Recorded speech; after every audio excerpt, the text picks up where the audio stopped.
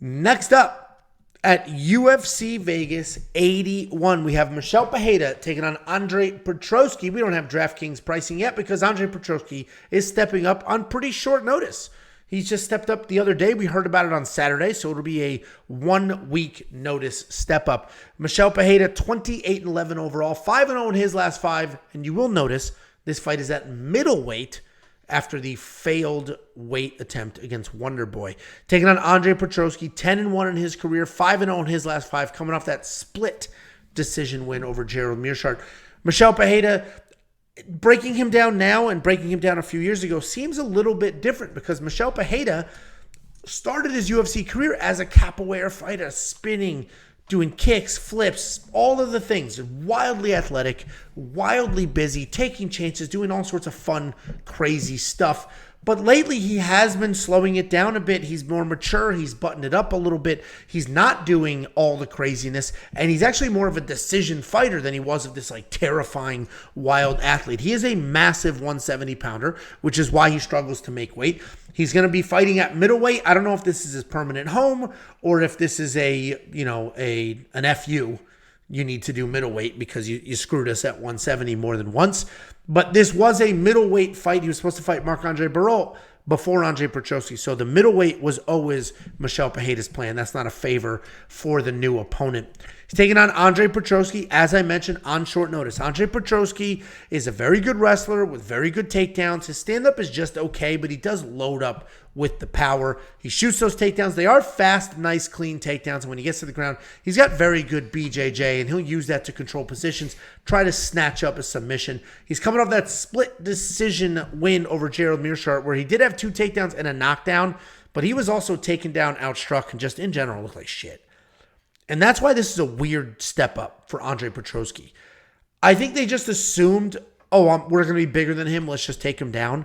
But Michel Pereira's got decent takedown defense. Michel Pereira is big as shit. He might be the bigger fighter in this matchup, even though he's at 185. This is like when Alex Pereira fought Jan Blachowicz. Alex was bigger. He was the 85-pounder. He was bigger.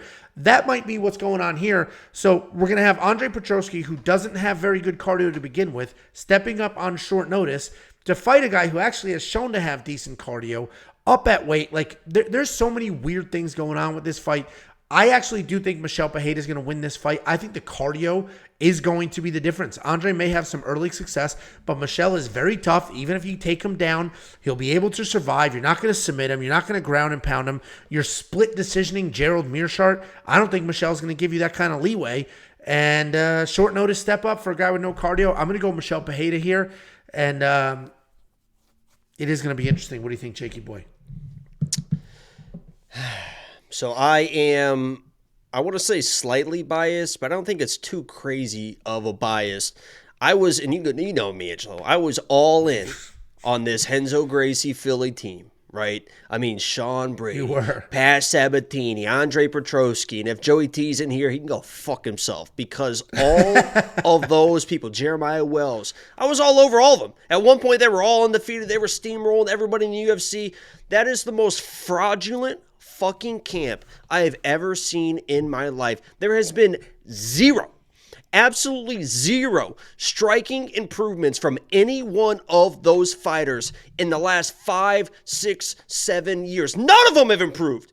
None of them. They all do the same crazy stuff. Pat and Sean Brady just kind of do the pitter-patter bullshit. Jeremiah Wells and Andre Petoski just do the overhand rights, just trying to knock everyone out. Jeremiah Wells does it a little bit better than Andre Petoski. Andre Petoski is a fraudulent striker who is trying to knock out Gerald Meerschaert. And even Gerald Meerschaert's one of the slowest guys in the world, slowest defense in the world. He's one of the easiest guys. If you're going to knock out anyone, you're probably going to knock out Gerald Meerschaert. Gerald Meerschaert was like stepping out of the way of these wild strikes that Andre Petoski was throwing, had no issues avoiding them. And as you mentioned, Andre Petoski will slow down, even if he's wrestling, even if he's grappling. And it is short notice. Michel Pereira is fucking 10,000 times the striker that Andre Petoski is in this matchup. And I do not believe that Andre Petoski can get the takedowns that he thinks he can get. And a lot of times he doesn't even try to get them. He thinks he's a striker. This whole camp they think that they can strike and they cannot strike. Every single person in that camp has been exposed. Jeremiah Wells finally got exposed. Sean Brady got exposed. Pat Sabatini got exposed. They keep getting exposed. Petoski, it almost happened with Michel Pereira. It's going to fucking happen here. I'm pretty high on Michel Pereira. I'm actually excited to see him at 185. We'll see if he... The internet situation for Jacob is absolutely brutal. Obviously, he's clearly very much on the Michel Pereira side. He's talking about how he's excited for Michel Pereira. There you go. You're back. Your internet gave out again. I was just covering the gap for you. And now you're silent. This is excellent. There you go. You're good. Okay. No, you're good. Where'd I leave off at, do you know? You're excited to see Michel Pereira at middleweight?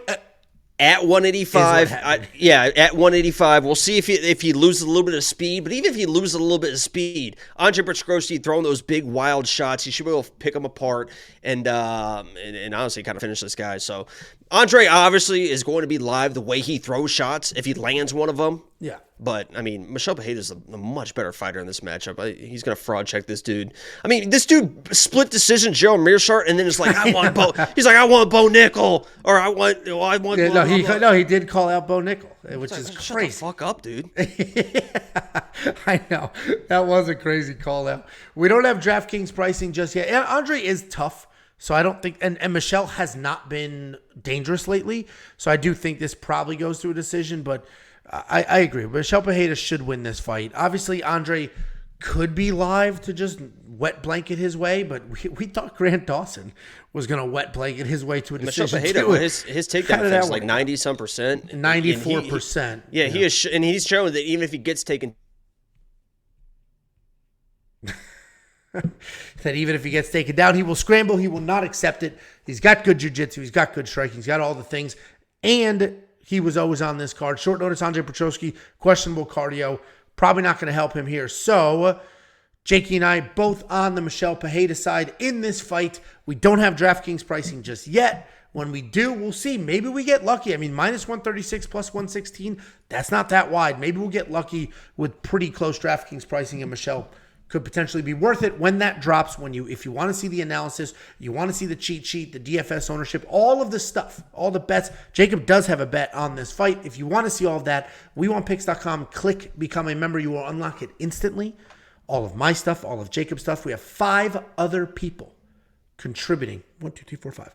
Contributing picks, bets, insight, all of that. WeWantPicks.com, click become a member.